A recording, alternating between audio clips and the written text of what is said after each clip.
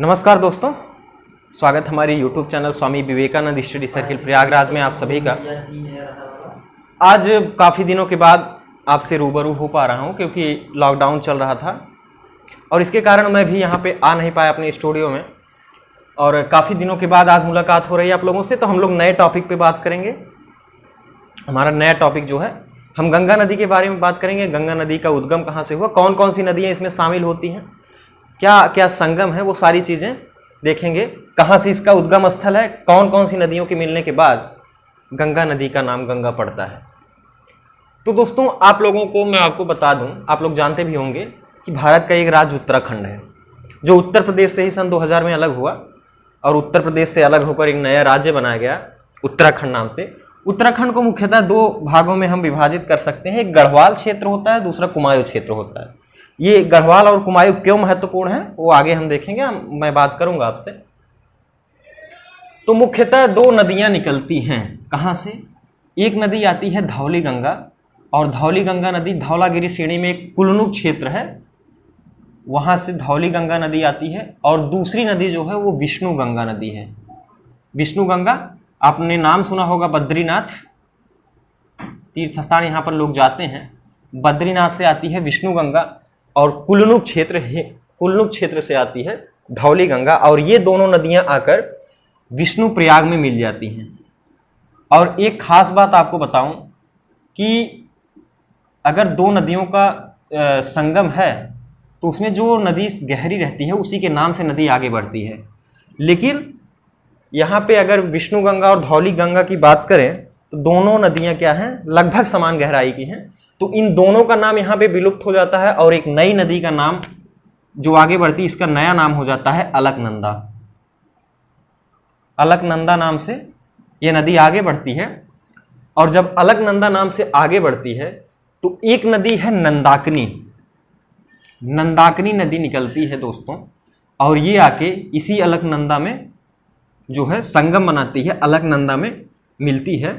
और इसको क्या कहते हैं, क्योंकि नंदाकिनी नदी आ रही है, नंदाकिनी नदी, तो ये जो अलकनंदा से मिलती है इसको कहते हैं नंद प्रयाग।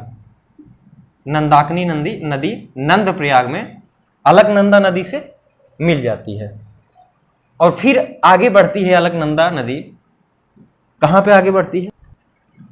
नंदाकिनी नदी जो है ये नंदा से निकलती है और ये आके नंद प्रयाग में अलकनंदा नदी से मिल जाती है। फिर नदी ये आगे बढ़ती है तो एक नदी है पिंडार नदी, और ये पिंडार नदी निकलती है दूनागिरी, इसको पौराणिक अगर हम चीज़ों में देखें तो द्रोणगिरी कहते हैं, वहाँ से निकलती है पिंडार नदी। इसको कड़गंगा भी कहते हैं, कड़गंगा।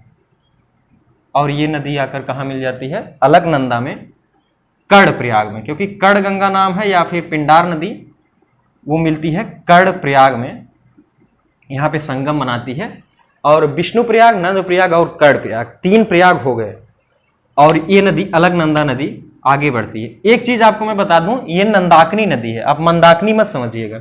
मंदाकिनी नदी दूसरी तरफ से आती है, ये नंदाकिनी नदी है जो यहाँ पे मिलकर नंद प्रयाग में अलकनंदा नदी से मिलती है। अगर आगे बात करें मंदाकिनी नदी इस तरह से, यानी अलकनंदा के दाहिने तट पर आकर मिलती है, और ये निकलती है कहाँ से? केदारनाथ से। केदारनाथ से निकलती है मंदाकिनी नदी और आकर मिल जाती है रुद्रप्रयाग में, अलकनंदा नदी से रुद्रप्रयाग में। चीज़ें ध्यान रखिएगा, बहुत आसान होगा आपको समझने में। आप कैसे याद कर सकते हैं इन प्रयागों के नाम, वो मैं आपको बता दूंगा अभी। तो केदारनाथ से निकलती है और अलकनंदा नदी में रुद्रप्रयाग में जाकर ये मिल जाती है। तो ये अलकनंदा नदी का जो एक नदी तंत्र रहा वो मैंने आपको बताया। अब एक नदी की बात और कर लेते हैं, जो नदी महत्वपूर्ण रूप से गंगा का निर्माण करती है। एक नदी है भागीरथी नदी। आपको मैं बता दूं, भागीरथी नदी वहां पर है, गंगा नाम नहीं है, लेकिन भागीरथी को ही गंगा माना जाता है। तो भागीरथी निकलती है दोस्तों कहाँ से? ये निकलती है उत्तराखंड के उत्तरकाशी जिले से। उत्तरकाशी जिले से निकलती है। वहाँ पे एक क्षेत्र है गोमुख, गोमुख में एक ग्लेशियर है गंगोत्री नाम का, लगभग 25 किलोमीटर लंबा ग्लेशियर है। वहां से कई धाराओं में बटकर एक नदी जो है निर्माण होती है और उसका नाम है भागीरथी। और भागीरथी नदी वहां से निकलती है और ये आके फिर यहीं अलकनंदा से मिल जाती है। क्योंकि भागीरथी और अलकनंदा की गहराई लगभग सेम है, इसलिए इन दोनों का नाम जाकर आगे जब देवप्रयाग में ये नदियां मिलती हैं, देवप्रयाग में ये नदी मिल जाती है, तो इनका नाम चेंज हो जाता है। ये जो उत्तरकाशी से निकलती हुई आ रही है भागीरथी नदी, वो जब अलकनंदा से मिलती है तो देवप्रयाग में इसका नाम चेंज हो जाता है और नया नाम क्या हो जाता है, वही नाम जिस नदी के तंत्र के बारे में हम लोग पढ़ने जा रहे हैं, यहाँ से इसका नाम गंगा हो जाता है। और आगे गंगा नदी, यहीं से अस्तित्व में गंगा नाम आता है और गंगा नदी यहीं से अस्तित्व में आती है। कौन कौन सी नदी? अलकनंदा और भागीरथी नदी निकलती है। भागीरथी की एक सहायक नदी की अगर हम लोग बात करें, भिलांगना नदी, भिलांगना नदी जब यहाँ पे मिलती है तो यहाँ पे ही टिहरी में मिलती है, तो यहाँ पे एक बांध बनाया गया है टिहरी बांध। और आप लोग जानते हैं, अगर नहीं जानते तो मैं आपको बता दूं, टिहरी बांध क्या है? वो भारत का सबसे ऊंचा बांध है।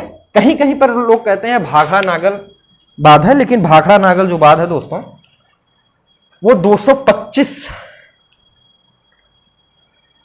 ही है और ये जो है ये 260 फीट है। तो ये जो टिहरी बांध है ये सबसे ऊंचा बांध है, कहाँ का? भारत का। तो उत्तराखंड से गंगा का निर्माण कैसे हुआ आप लोगों ने देखा। अगर कहीं पे छोटे एग्जाम में प्रश्न आता है कि गंगा कहाँ से निकलती है, तो लोग गंगोत्री करते हैं, क्योंकि छोटे एग्जाम में गंगोत्री आप कर सकते हैं। बड़े एग्जाम्स में आपको ऐसा पूछेगा नहीं, क्योंकि वो जानता है कि कई नदियों से मिलकर गंगा नदी बना है। कहीं गंगा नदी का एक एग्जैक्ट पॉइंट नहीं है, लेकिन अगर गंगा नदी की हम लोग बात करें, गंगा नाम जो है वो आता है उत्तरकाशी से निकली हुई भागीरथी और अलकनंदा नदी से, जो है जब देवप्रयाग में दोनों मिलती हैं तो वहां पे ये नदियां हो जाती हैं मिलकर, एक नदी का नाम हो जाता है गंगा। अगर भागीरथी की बात करें तो ये है 205 किलोमीटर की दूरी तय करती है। 205 किलोमीटर की दूरी भागीरथी नदी तय करके आती है यहाँ पर। और अलकनंदा नदी की बात करें तो 195 किलोमीटर की दूरी तय कर ये देवप्रयाग में आती हैं। फिर देवप्रयाग से ये गंगा नाम से आगे बढ़ती हैं, और गंगा नाम से जब आगे बढ़ती हैं दोस्तों तो ये आती हैं ऋषिकेश होते हुए आ जाती हैं हरिद्वार। हरिद्वार में ये जब आती हैं तो मैदानी क्षेत्रों में गंगा नदी प्रवेश कर जाती है। यहाँ पे इनकी धारा बहुत तेज होती है, क्योंकि ये पहाड़ी क्षेत्र में है और पहाड़ों से जब कोई जल गिरता है तो बहुत तेजी से नीचे जमीन पर आता है। और एक बात और बता दें, क्योंकि यहाँ पर पहाड़ी क्षेत्र है तो फैक्ट्रीज वगैरह इतनी ज़्यादा है नहीं और लोग भी कम रहते हैं, इसलिए यहाँ पर जो गंगा नदी का पानी है वो बहुत ही स्वच्छ, बहुत ही निर्मल होता है। गंगा नदी का जो पानी है वो आगे आकर जैसे कानपुर क्षेत्रों में कहाँ, क्योंकि वहाँ पर जो है बहुत सारे फैक्ट्रीज हैं, बहुत सारे ऐसे मल आते हैं जिससे गंगा नदी प्रदूषित होने शुरू होती है। ये इधर तो बहुत निर्मल होती है, बहुत स्वच्छ होती है, क्योंकि पहाड़ी क्षेत्र है, यहाँ पे न लोग ज़्यादा रहते हैं न ही फैक्ट्रीज उतनी हैं, तो इसलिए ये जो है बिल्कुल स्वच्छ होती हैं। तो मैंने आपको बताया ये ऋषिकेश होते हुए हरिद्वार में मैदानी क्षेत्रों में प्रवेश करती हैं। तो ये पूरा उत्तराखंड का क्षेत्र रहा। उत्तराखंड में जो गंगा नदी का स्वरूप रहा वो मैंने बताया। अब किस तरह से ये उत्तर प्रदेश में प्रवेश करती है और कौन कौन सी मुख्य नदियां हैं वो आगे हम बात करने वाले हैं। आप लोग बिल्कुल हमारे साथ बने रहिए, आगे बात करेंगे, तुरंत ही बात करेंगे, कहीं जाइए नहीं, तुरंत बात करेंगे दोस्तों उत्तराखंड से निकलकर जब गंगा नदी उत्तर प्रदेश में प्रवेश करती है, उत्तराखंड में मैंने आपको बताया कि हरिद्वार में मैदानी क्षेत्रों में आ जाती है और ये फिर उत्तर प्रदेश में प्रवेश करती है। उत्तर प्रदेश की में एक ज़िला है बिजनौर, बिजनौर से ये प्रवेश करती है। और दोस्तों इसमें कौन कौन सी नदी मिलती है वो चीज़ें हम देखेंगे, इन नदियों के मिलने के क्रम को हम देखेंगे। और नदियों को मिलने के लिए हमें दो भागों में बांटना पड़ेगा, क्योंकि कोई नदी होती है उसके दो तट होते हैं, एक दाहिना तट होता है, एक बायां तट होता है। जैसे ये नदी है तो इसके एक दाहिना तट हो गया, दूसरा बायां तट हो गया। तो दोनों तटों पर, क्योंकि स्वाभाविक सी बात है दोनों तटों पर नदियां मिल सकती हैं और मिलती भी हैं, इसलिए दो भागों में बांटना आवश्यक हो जाता है हमें समझने के लिए। तो सबसे पहले बात करेंगे जो नदी गंगा के दाहिने तट पर मिलती है, यानी गंगा के दाहिने तट वाली नदियां।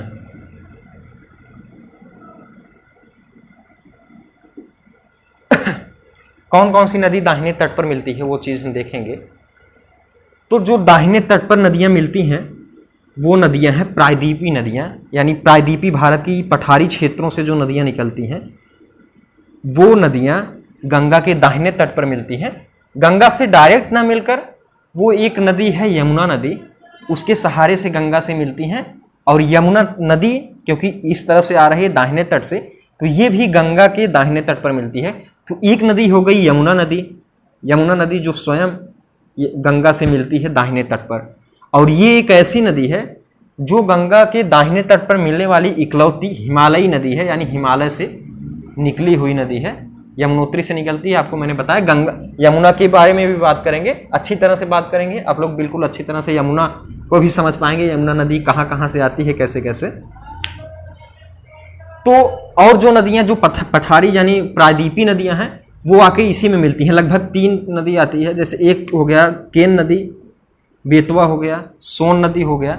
और ये नदियां क्या है, ये यमुना के सहारे से, यमुना के सहारे से गंगा में दोस्तों मिल जाती हैं। कौन कौन सी, चंबल, सिंध, बेतवा, केन। ये 4 नदियां जो हैं, चंबल, सिंध, बेतवा, केन, ये 4 नदियां यमुना के सहारे से गंगा में मिलती हैं। और एक नदी है टोंस नदी जो यहाँ से निकलती है और प्रयागराज जिले में मिल जाती है गंगा नदी से।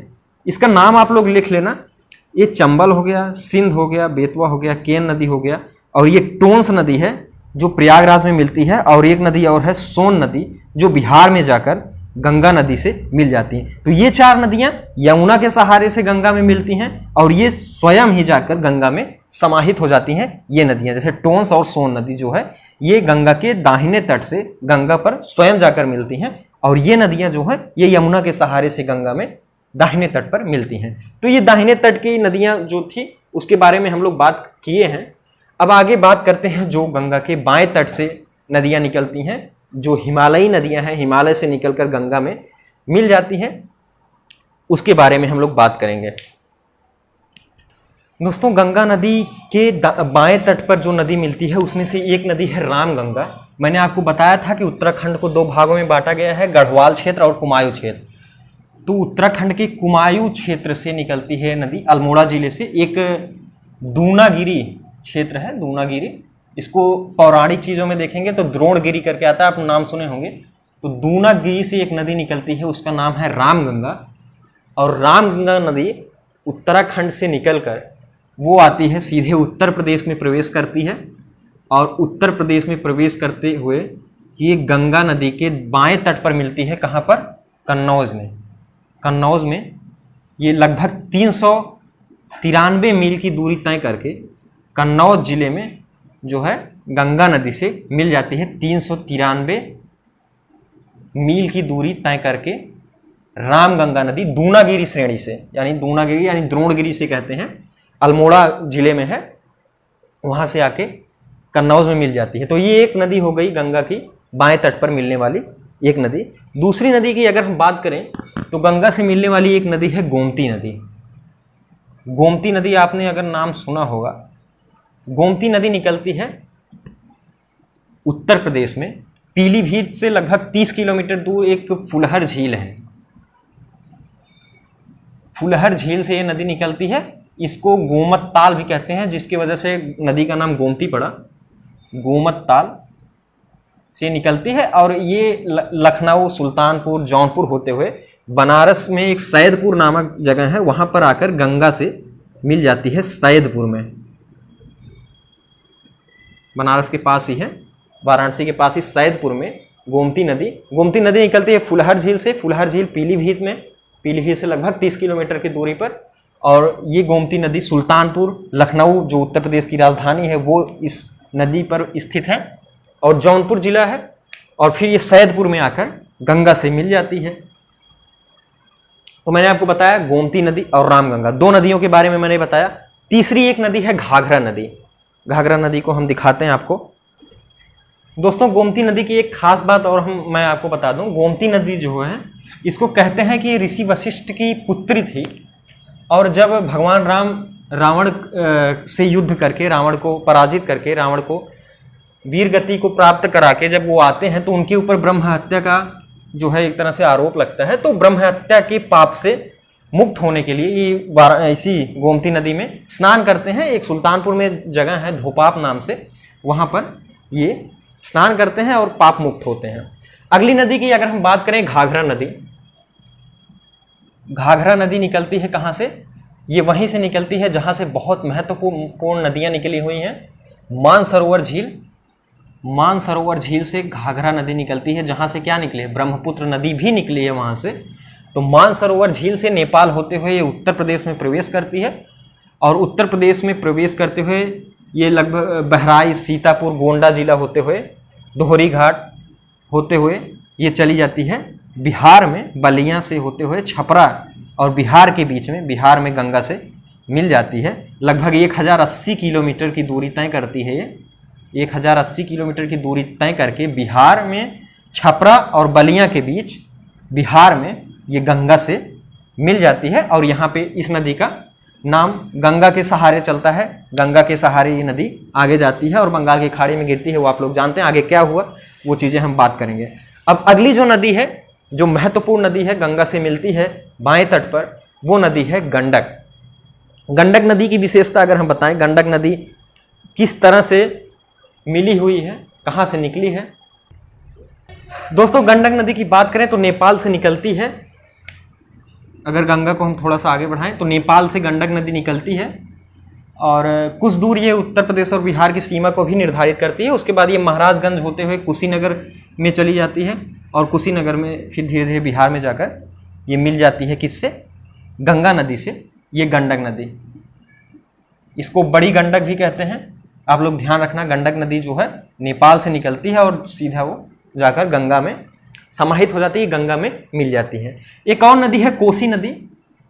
कोसी नदी भी निकलती है नेपाल से और गंगा में गंगा में जाकर समाहित हो जाती है। कोसी नदी की एक विशेषता है दोस्तों, ये नदी सबसे ज़्यादा अपनी मार्ग जो है यानी अपने दिशा से भटक जाती है। क्यों भटक जाती है? क्योंकि ये हिमालयी क्षेत्रों से आती है और वहाँ पे बहुत सारे ऐसे तत्व हैं, मतलब जैसे अवसाद वगैरह हैं, वो नदियाँ अपनी वेग से लेकर आती हैं और धीरे धीरे जब ये मैदानी क्षेत्रों में आती है तो उनका वेग कम हो जाता है और ये उन अवसादों को आगे नहीं बढ़ा पाते और ये इनके मार्ग में जो अवसाद हैं वो अवरुद्ध हो जाते हैं, अवरोध पैदा करते हैं और इसलिए ये क्या करते हैं? अपनी दिशा को चेंज करती हैं।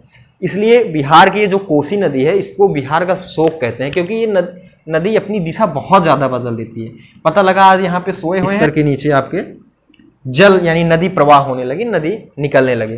तो इसलिए लगभग 120 किलोमीटर की दूरी जो है ये भटक चुकी है। 120 किलोमीटर का अंतराल हो चुका है, यानी जहाँ नदी अब बहती थी, शुरू में बहती थी, वो नदी अब 120 किलोमीटर की दूरी पर बहने लगी। इतना ज़्यादा वो मार्ग परिवर्तन कर दी और जैसे जैसे वो खसकती जाती थी, बिहार सरकार जो है इधर अपने शहर बसाने शुरू कर देते थे और शहर बसाते थे।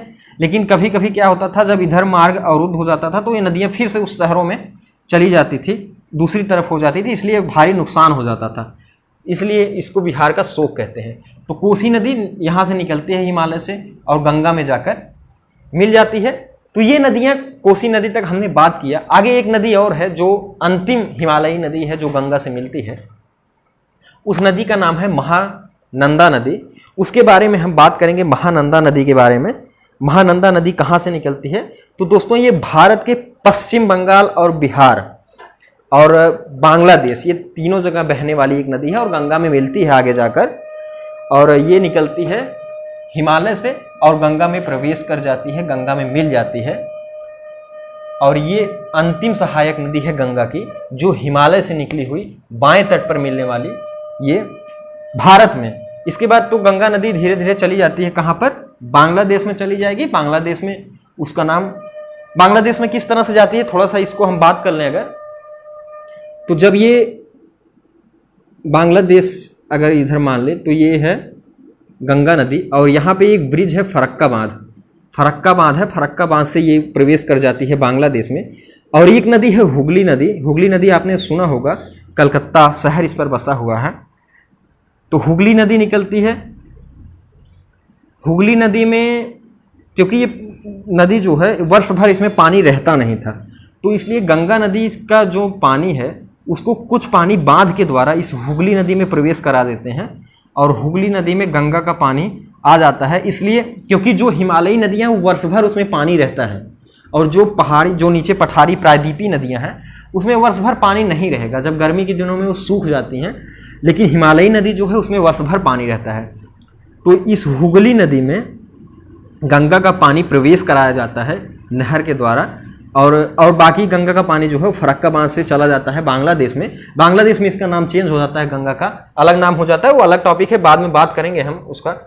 और किस तरह से गंगा नदी में बांग्लादेश में गंगा नदी और ब्रह्मपुत्र आकर मिलकर आगे बढ़ते हैं और सुंदरवन डेल्टा में जाकर बंगाल की खाड़ी में प्रवेश कर जाते हैं, उसके बारे में आगे बात करेंगे। सबसे पहले यहाँ देख लेते हैं, यहाँ से कुछ पानी को हुगली नदी में प्रवेश कराया जाता है और हुगली नदी जाकर गिर जाती है बंगाल की खाड़ी में, क्योंकि कलकत्ता शहर का जो बंदरगाह है वो इसी नदी पर, हुगली नदी पर है और हुगली नदी यहाँ से निकल जाती है और जाके गिर जाती है, इसी पे बंदरगाह है और बंदरगाह के लिए आपको पता है पानी की आवश्यकता होती है। इसलिए इस नदी के द्वारा, गंगा नदी के द्वारा इसमें वर्ष भर पानी रहने के लिए योजना बनाई गई है और इसके द्वारा गंगा नदी का पानी इसमें प्रवेश कराया जाता है। हुगली नदी में एक और नदी आकर मिलती है, दामोदर नदी। दामोदर नदी वो आके मिलती है और जाके बंगाल की खाड़ी में गिर जाती है। तो मैंने आपको बताया ये सारी गंगा की नदी तंत्र जो है उसके बारे में मैंने आपको बताया। अब भारत में कौन कौन सी महत्वपूर्ण नदियां, वो सारी की सारी चीजें हम बात करेंगे। आप लोग कमेंट बॉक्स में हमको बताइएगा आपको कैसा लगा। आपका और हमारा जो संवाद होगा कमेंट बॉक्स के द्वारा होगा, जो भी बातचीत करनी है उसमें आप कमेंट कर सकते हैं। हम अगले वीडियो में उसके बारे में बात करेंगे। आगे हम बात करेंगे दूसरे वीडियो में कि भारत में कौन कौन सी महत्वपूर्ण नदियां हैं जो एग्जाम्स में पूछे जाते हैं, दक्षिण भारत से लेकर उत्तर भारत तक, पंजाब के क्षेत्रों में कौन कौन सी नदियां अरब सागर में गिरती हैं, बंगाल की खाड़ी में कौन कौन सी गिरती हैं, वो सारी चीज़ें, एस्चुरी, सुंदरवन डेल्टा वगैरह सारी चीज़ें हम बात करेंगे अगले वीडियो में। मैं कोशिश करूंगा जल्द ही वो वीडियो आपको दिया जाए और प्रोवाइड किया जाए ताकि आपको सहजता हो ऐसी चीज़ों को समझने के बारे में। अपने देश के बारे में समझना बहुत आवश्यक हो जाता है दोस्तों। चलिए मिलते हैं अगले वीडियो पे। अगर आप चैनल पर नए हैं तो चैनल को सब्सक्राइब कर दीजिए ताकि अगला वीडियो जो है आपको मिल जाए आसानी से, नोटिफिकेशन के द्वारा मिल जाएगा और आप वीडियो पर पहुंच जाएंगे। वीडियो को देखकर अपनी जानकारी को विस्तार रूप से बढ़ा सकते हैं और एग्जाम्स में आपके हेल्पफुल होगा। बहुत बहुत धन्यवाद आप सभी का दोस्तों।